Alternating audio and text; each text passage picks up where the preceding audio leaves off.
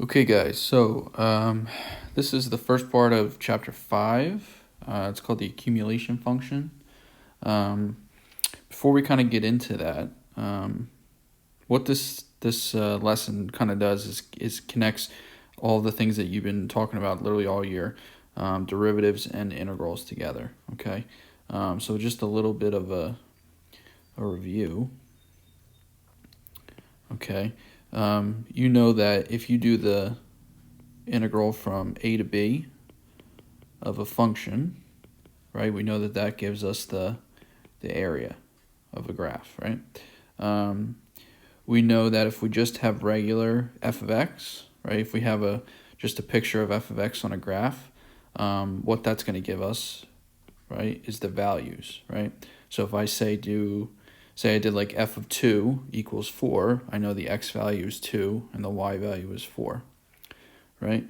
If we do f prime, okay, this gives us the slopes of f of x.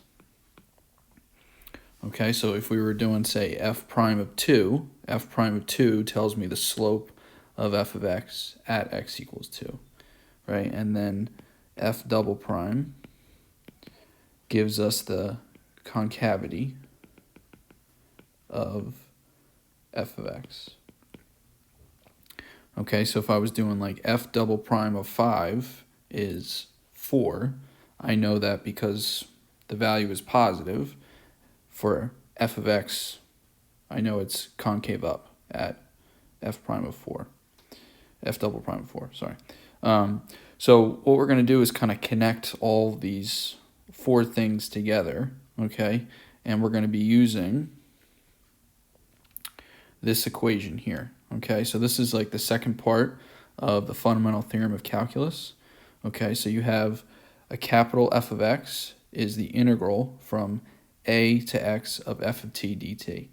Okay, now typically, this equation here is the picture that you're going to get, or you're going to receive. So this is the graph.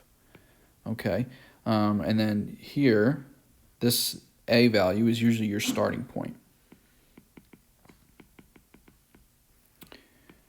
Okay, now, if it's asking you for capital F of x, right, it's asking you for the value, right? So say, for example, I were to do f of 2, right? My x value is 2. This x value here matches with this x value there, okay?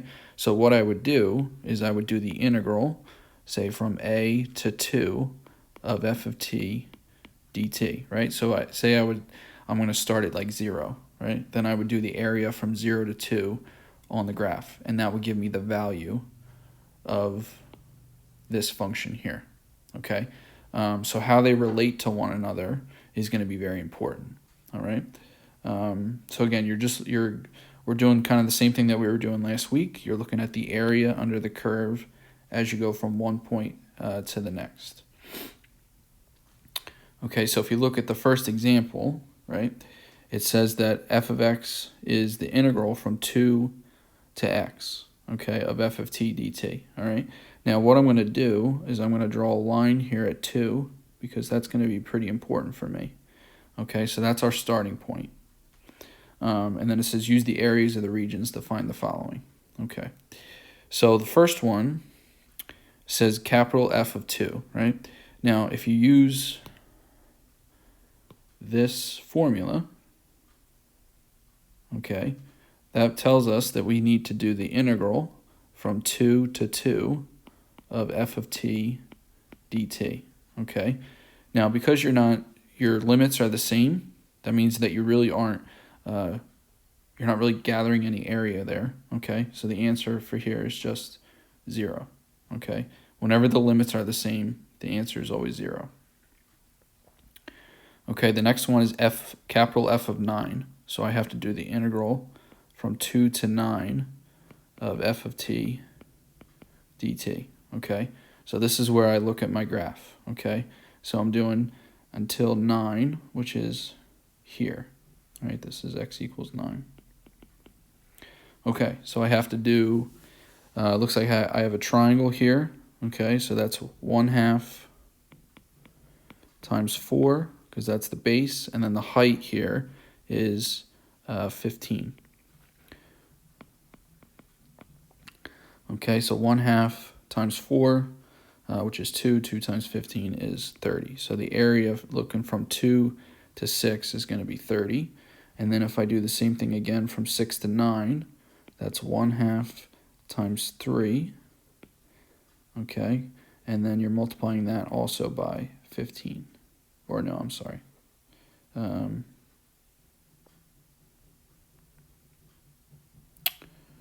You know what, actually, we'll change this a little bit. We'll change this to 10, because it's going to be hard to figure out what the value is for 9. So we'll change that to 10. Okay, so we'll change that. Not a problem. Okay, so we're going to go to 10. Make it easier for ourselves. Okay, so still doing a triangle. So it's going to be 1/2 times 4 now, because we're going from 6 to 10. That's 4 times the height, which would be 15. Okay, so that's 30. Okay, now when I do the integral from 2 to 10, right, 2 to 6 is positive 30. 6 to 10 would be negative 30, because it's below. So if you add those together, you also get 0. Okay, so now if we do f of 15, f of 15 is from 2 to 15 of f of t dt. Okay, now I already know from 2 to 10, right? Now I just need to figure out, oh, that's another typo. Okay, so we're going to change this to 14, f of 14. Okay, so f of 14 is here, right? X equals 14.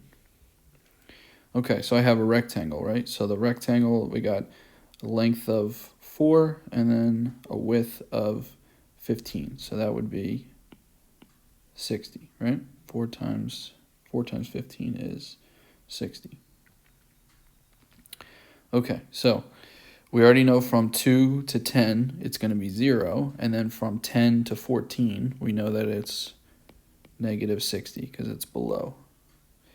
Okay, and then 18.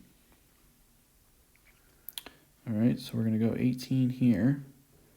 Okay, so I need to do the two triangles here. So I got 1/2 times 2 times 15.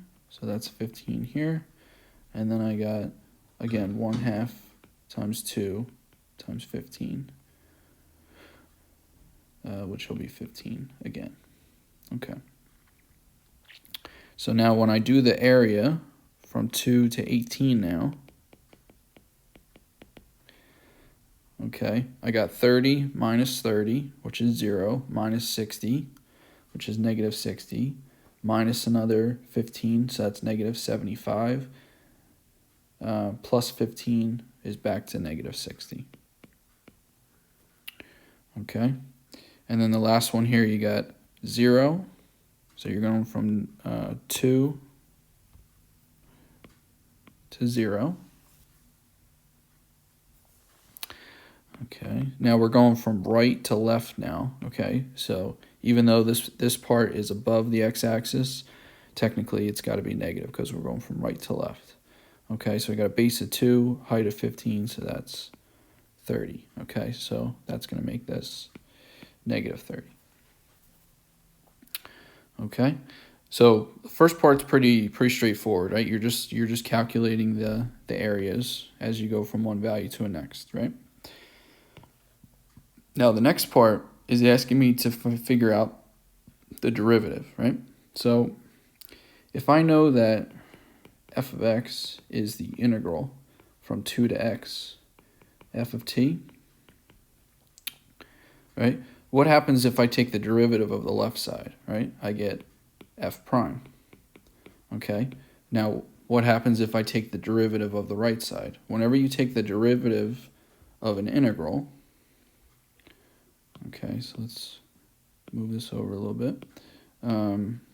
If I were to take the derivative of an integral, right? This is when we did the first part of the Fundamental Theorem of Calculus, right? The derivative part is going to cancel out the integral part, right? And this is where you're just going to be left with f of x, okay, lowercase f of x, right? Now, if you look at the graph is lowercase f of x, okay? So to come up with these values, all you're going to be doing is looking at the values on the graph given.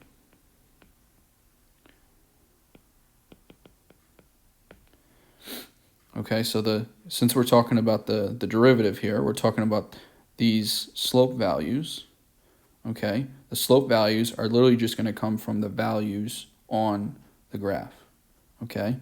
So when I'm saying f of 2, right, I'm really looking for f of 2 on the graph, okay? So I look at where the y value is at f of 2, and I get 15, all right? It's really that easy. All right, the next one is f prime of 9, all right, which we know is lowercase f of 9. Okay, so I'm looking for where f of 9 would be, and I probably should change that again to 10. Yeah, let's change that again to 10. So that's 10, and we'll do f of 10. So f of 10 we know is negative 15. Okay? So we'll change this one. This should be f prime of 14, all right, which we know is f of 14 from the graph, all right, and then that's also negative 15. F prime of 18, which we know is lowercase f of 18, all right, which we look to be 15, so that is 15. And then f prime of 0 is lowercase f of 0, okay, which is also 15, okay? So this is a big important thing to kind of connect, right? If you're looking for the derivative of f prime of x, capital F prime of x, okay, you're just going to take the derivative of your integral, and you're just going to be looking at the values on the graph given. Okay, so we're going to try and do like a chart here. So if I have capital F of x is the integral, all right, what we're going to be working with is the area on the graph given. Okay, so then if you were asked for f prime, okay, which is going to be talking about the derivative of f of x, right? That's really just the values from the graph, the y values from the graph. All right, so y values from the graph given. Okay, and then the last one that you're going to be asked for, right, is f double prime, okay? Now, f double prime, right, we know talks about the concavity of the graph, whether it's concave up or concave down, all right? Now, if I take the derivative of f prime, I get f double prime. If I take the derivative of lowercase f of x, I get f prime of x, okay? So if you're looking at how you're going to get that information from the graph given, right, we know f prime, lowercase f prime, are the slope values. So you look at the slope values.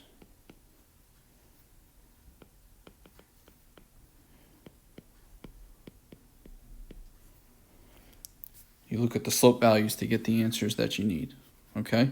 So again, you're just kind of following the ladder here to get the answers. Okay, so for number 2, or number 3 actually,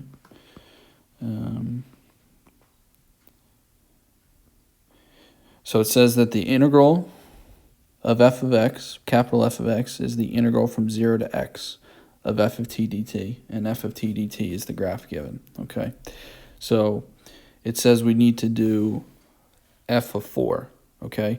Now, this is f of 4, so we're looking for the area from the graph. Okay, so we're doing the integral now from 0 to 4 of f of t dt. All right, so from 0 to 4, it looks like it's a semicircle. Okay, so that's pi r squared over 2. Okay, so my radius here is 2, right? So that's 2 squared, which is 4 pi over 2 becomes 2 pi. Okay, so my answer now is going to be 2 pi. Okay, now the next one is f prime of 4. Okay, so f prime of 4, we're going to get from f of 4. All right, so you're looking at the value from the graph. All right, you're looking at the y value on the graph. Okay, so if I go over to y, x equals 4, right, the y value that goes with that is 0. Okay, so your answer here is 0. All right, the next one is f prime of 2. All right, so we're looking at the value, the y value from the graph. Because we know that f prime of, capital F prime of 2 is the same thing as lowercase f of 2.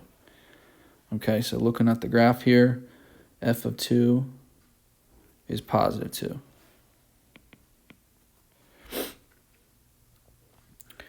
Okay, now since this is positive, right, that would mean that this is positive, right?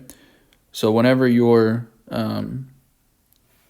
derivative happens to be positive, so since capital F prime of 2 is positive, then f of x is increasing at x equals 2.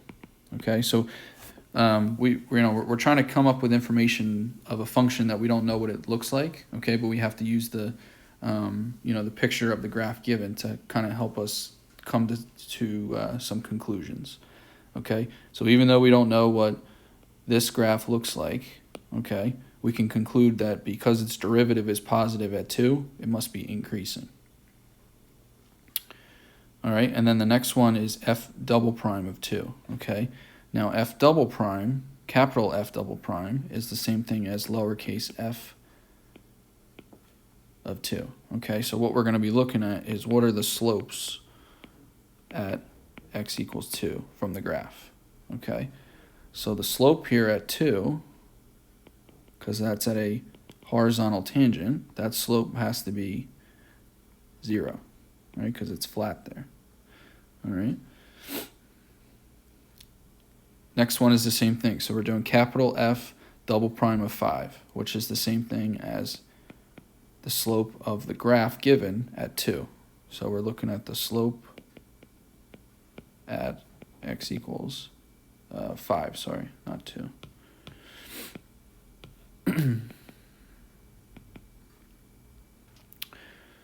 Okay, so at f prime of 5, right, we're looking at this point here. Okay, so I need to figure out the slope at that point. So if I look at the line, right, I know that I'm going down 2 over 2. Okay, so the slope here must be -1. All right, so the value here must be -1. Okay, so what does that tell me, right? So since f double prime of 5 is negative, right, because it came out to be -1, if the second derivative is negative, right, that means that big F of x must be concave down, right? Second derivative deals with either concave up or concave down, so because this one's negative, it's got to be concave down, right? If I got a positive value here, then it would be concave up. Okay, so we're doing f double prime of negative 0.5, which is the same thing as f of lowercase f prime of negative 0.5, okay, which is right about here. Okay, so we're going down 2 over 1, so the slope here must be negative 2, so that's negative 2. So we're also going to be concave down at negative 0.5, and then negative 2.5, okay, which is right about here. Again, you're looking at the slopes on the graph at negative 2.5. Okay, so we're going now up 4 over 1. Okay, so that must be positive 4. So at negative 2.5, f of x must be concave up. All right, so we're just trying to make a connection between all of our functions now. Now it says between negative 4 and positive 6, where is f of x increasing and where is it decreasing? Okay, so where it's increasing, right, f of x increases when f prime, capital F prime, is positive. Okay, now how do I come up with what capital F prime is?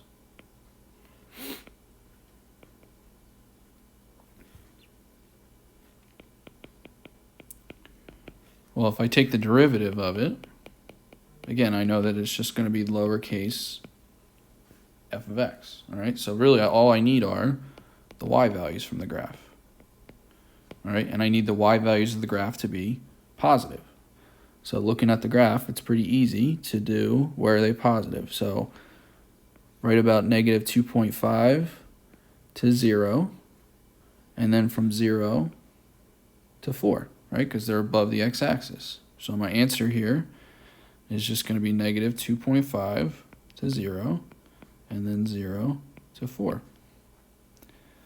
Okay. Now the same thing goes for where is it decreasing. So capital F of x decreases when the derivative is negative. All right. Well, what is the derivative? The derivative is the values from the graph, right? So we're looking for where are the values on the graph negative. So that goes from negative 4 to negative 2.5, and then from 4 to 6, right? Because those are below.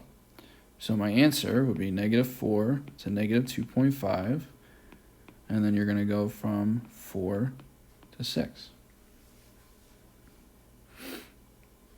So those are your answers. Okay. Now the second part is asking us for find the location of any local extrema for f of x. Okay, so what are our options, right? We have a local max, right? That was one option, okay? So that was where your graph, your slope values would go from being positive to then negative. So positive to then negative. So we need capital F prime needs to go from positive to negative, okay? Well, we don't have capital F of prime, but all we have is f of x. So what does f of x need to do? Lowercase f of x needs to go from positive to negative, okay? So where on this graph is the y values going from being positive to negative, okay? Now, if I look at negative 2.5, that's negative to positive, so that's not what I want. At 0, it goes from being positive to positive, so that's not what I want. And then at 4, it goes from being positive to negative. Okay, so at that point there, that's a local max. Okay, so we have a local max at x equals 4. Okay, and again, that's because this graph is going from positive to negative, which means that this function, this derivative function, is going from positive to negative. Okay? Now, the other option was local min. Right? That was when your derivative went from being negative to then positive. So negative to positive. So capital F prime needs to go from negative to positive, which then our graph that we're given needs to go from negative to positive. Now, where's the only place where it goes from being negative to then positive? Right here at negative 2.5. Okay, so this would be a local min, right? So local min at x equals negative 2.5. Okay. All right, now, so closing this out, right? Says where is f concave up or concave down? So concave up, okay, in general, that means when the derivative, the second derivative, has to be positive, okay? That's just in general. All right, now how do we connect that with what we're looking at, okay? We know that the second derivative must be equal to the first derivative of the graph given, all right? So that means that we need to look at the slope values on the graph given, all right? If we need these to be positive, I need to look for where does my graph that I'm given have positive slopes, right? Where is it increasing? So I'm looking from negative 3 to negative 2, okay? And then I'm looking from 0 to 2, and that's it. That's the only places where the graph goes up. So you're going from negative 3 to negative 2, and then you're going from 0 to 2. All right, now what's the opposite of that? Concave down.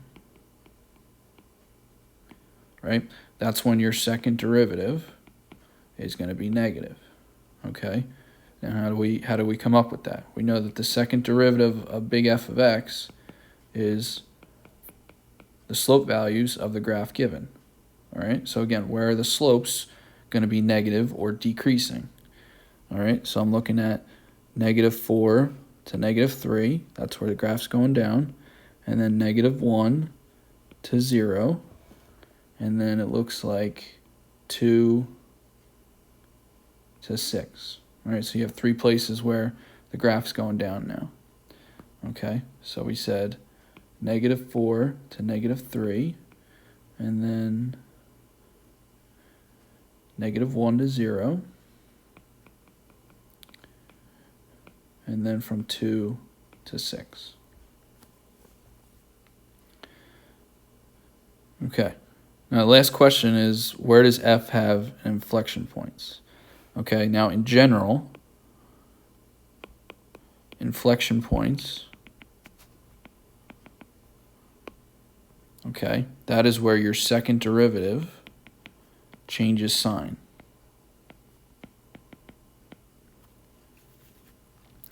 Okay, so the second derivative would have to go from being positive to negative or negative to positive, right?